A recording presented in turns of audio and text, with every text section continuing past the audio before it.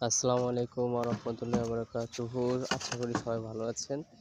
আমাদের মতো যারা কবুতর প্রেমী আছে তাদের সকালটাই শুরু হয় কবুতরের খাবার দেওয়া, পানি দেওয়া। আসলে কবুতর একটা পালন করা একটা ইমোশনের মতো। ইমোশন যাদের একবার ধরিছে তারা এটা থেকে বের হইতেই পারে না। আর এটাকে খুবই যত্ন করে লালন পালন করা লাগে। যত্ন না করলে আমি দেখছি যে এটা এমন একটা শৌখিন প্রাণী যেটা আসলে সবার হয়ও না আর সবাই পারেও না।